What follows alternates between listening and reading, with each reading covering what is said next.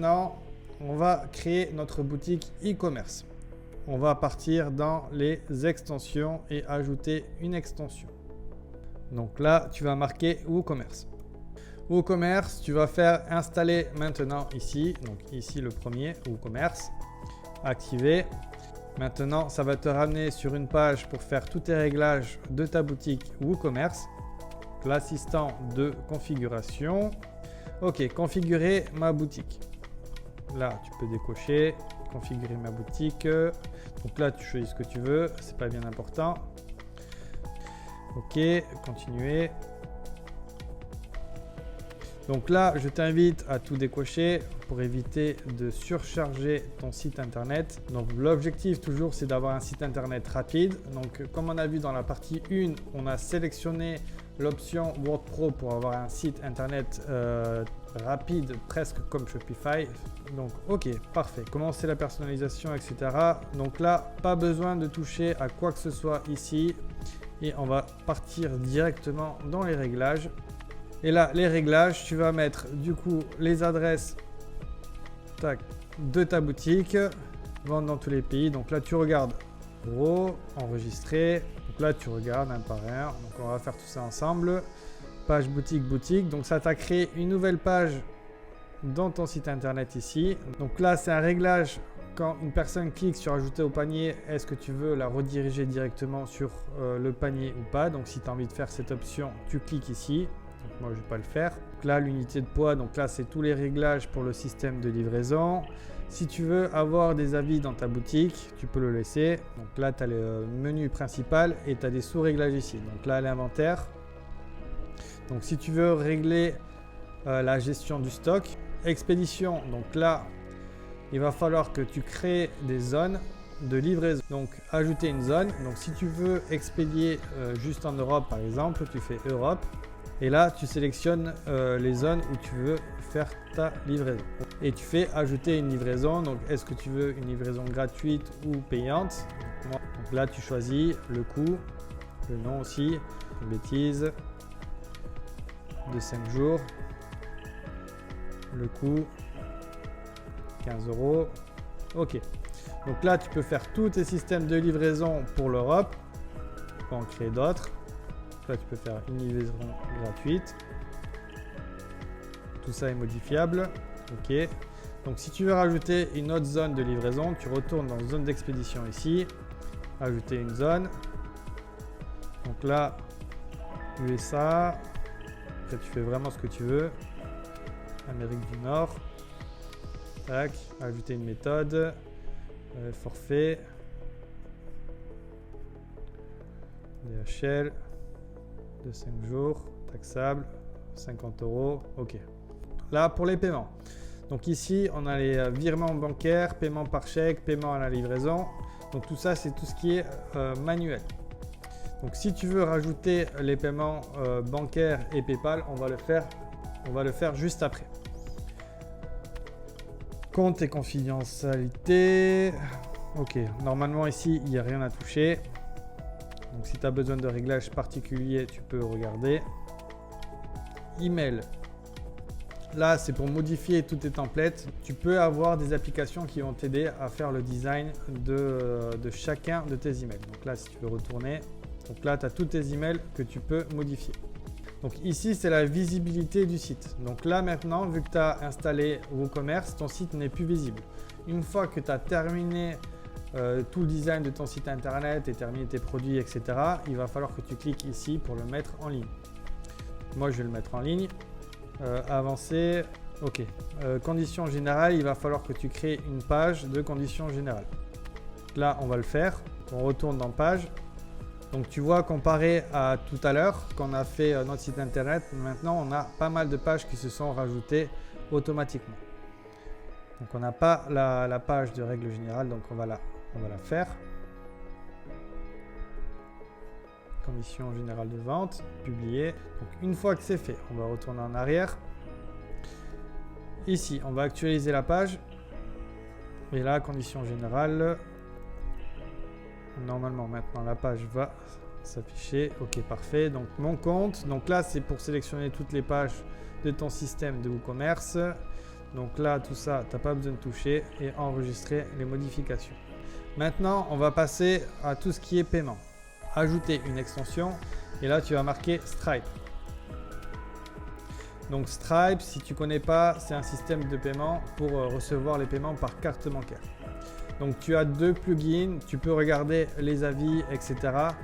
Donc moi j'utilise toujours cette version-ci pour Stripe et pour PayPal je vais te montrer lequel que j'utilise. Donc là Stripe ici, activer.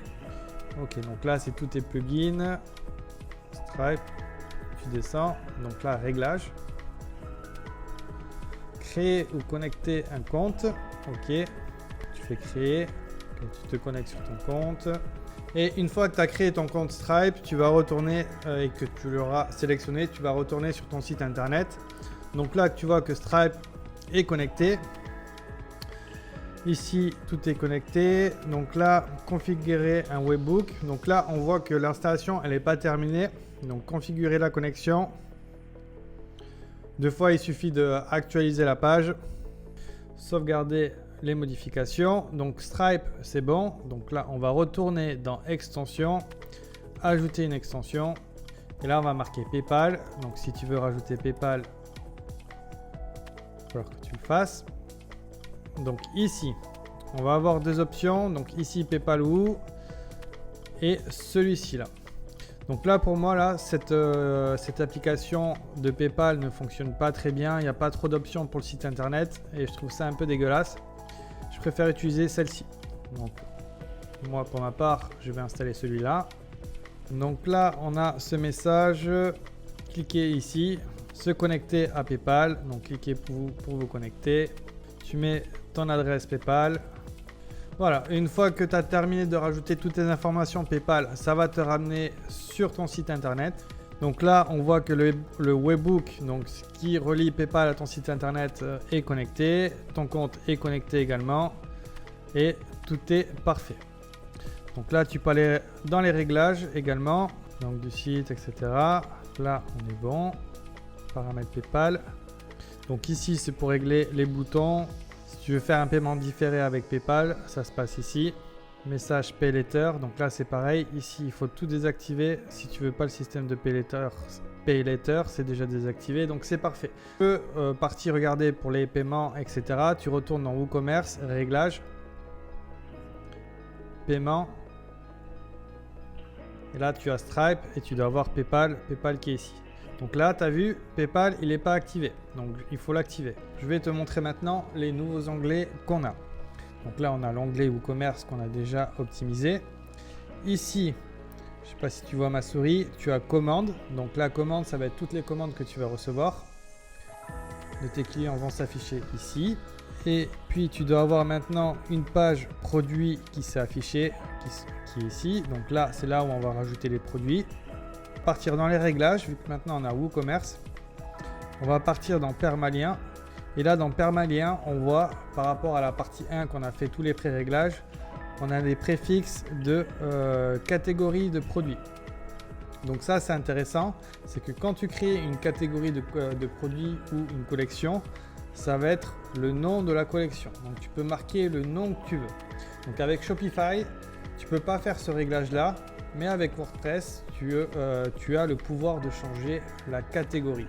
Donc je te donne un exemple, si tu as un site, si tu as un site internet de tableaux, de galeries d'art comme j'ai chez moi, tous tes noms de collection s'appellent collection, tu peux dire ok, je veux que toutes mes collections s'appellent œuvres d'art ou tableaux pour avoir un meilleur référencement SEO.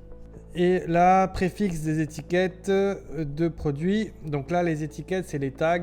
Donc les tags, c'est pour organiser tes produits, etc. C'est différent que les collections. Donc étiquette produit, nous on va marquer tag. Tu peux le changer aussi. Donc là, par exemple, si j'ai des tableaux, je pourrais marquer tableau également, œuvre d'art, etc. Donc c'est-à-dire chacun des liens de tes produits de ta boutique. Juste avant, tu auras ce petit mot-clé et du coup, ça peut aider pour le SEO. Donc une fois que tu as fini ces réglages, tu pourras commencer à rajouter des produits de ta boutique. Donc pour ajouter un produit, donc tout dépend si tu fais du dropshipping, etc. Donc là, je te montre en mode basique. Donc créer un produit. Donc si je veux rajouter ce tableau dans ma boutique, donc on va d'abord appeler notre tableau, donc Kinali. Oui, description de produit, donc là c'est juste pour un exemple. Donc la tarification. Ton produit coûte 10 000 € et tu veux le vendre en promotion à 6 000 €, c'est comme ça qu'il faut que tu fasses. Donc là, l'inventaire, suivre la quantité. Donc là, autoriser les commandes en réapprovisionnement, donc ne pas autoriser. Donc la quantité 1. Tu peux limiter le nombre d'articles par commande. Donc là, on est bon. Là, c'est tous les systèmes d'expédition. Donc si tu as des systèmes d'expédition à part pour chacun des produits, ça se passe ici. Donc la comparaison avec Shopify au niveau des produits, c'est que tu peux rajouter une description courte. Donc là, je vais demander à ChatGPT de me faire une description courte. Donc, bien sûr, c'est pas optimisé. Donc là, on est bon. Donc ce qui va nous manquer, donc c'est les images. Là, on va rajouter nos images de produits. Donc il y a deux sections au niveau des images, je ne sais pas si tu as fait attention. Donc la première section ici, c'est pour l'image principale de ton produit. Et après tu as la galerie, donc c'est pour toutes les autres images. Petit détail aussi, tu peux rajouter tes vidéos dans ta galerie d'images, mais je te le déconseille. Ton serveur aura du mal à afficher la vidéo et ça va utiliser énormément de ressources pour ton hébergement et ça va ralentir ton site internet. Donc l'astuce, c'est par exemple si tu as un site Shopify à côté, tu peux héberger ta vidéo sur le site Shopify et le mettre par la suite dans ta page produit. Je vais te montrer comment le faire. Donc on va rajouter la vidéo ici, ça va être plus facile.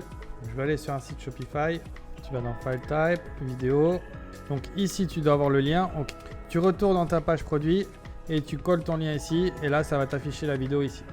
C'est le meilleur moyen si tu veux mettre des vidéos dans tes pages produits en utilisant WooCommerce. Une fois que tu as terminé, donc là, on a notre description, notre titre, les tarifications, inventaire, short description. Après, c'est pas obligatoire. Si tu n'as pas envie de le mettre, ne le mets pas. Les images annexes. Et là, si tu veux créer une catégorie rapidement, ajouter une catégorie. Donc, les catégories, c'est les pages de collection dans Shopify. Sur WordPress, WooCommerce, c'est des catégories. Donc, tableau de luxe. OK. Et là, je vais faire publier. Donc là, on a tout fait.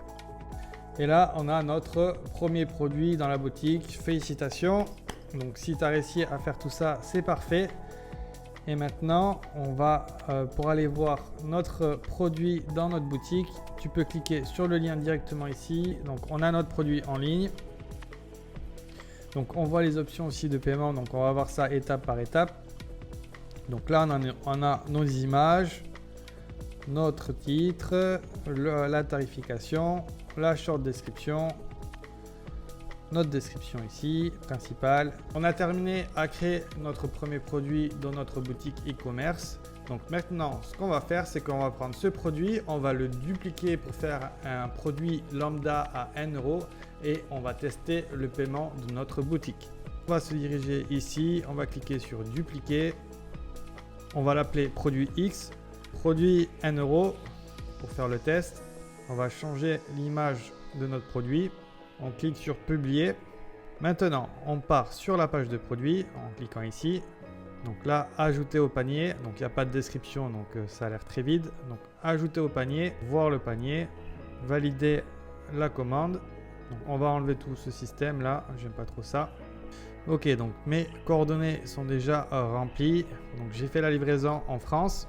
Ici, tu peux vérifier si toutes les options de livraison que tu as faites fonctionnent bien. Donc moi, tout fonctionne parfaitement.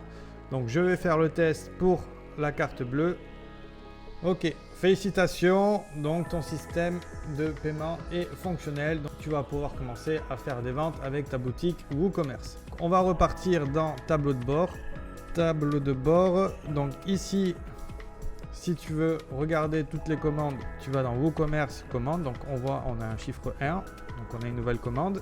Ici, tu as toutes les informations de ta commande du client. Une fois que tu l'as expédié, tu peux aller ici et cliquer terminer. Tu fais mettre à jour et ton client va recevoir une notification par email de la commande qu'il a reçue. Je te montre un exemple. Lorsque ton client passe commande, il va recevoir cet email. Donc tout ça, tu peux le régler par toi-même. Il va recevoir un reçu du paiement de Stripe. Une fois que tu as expédié la commande à ton client, il va également recevoir un email indiquant que sa commande est bien partie. Donc maintenant, si tu as bien remarqué, dans WooCommerce, à la base, tu n'as pas de système de suivi ici. Donc il va falloir installer un plugin pour ajouter une fonction de suivi.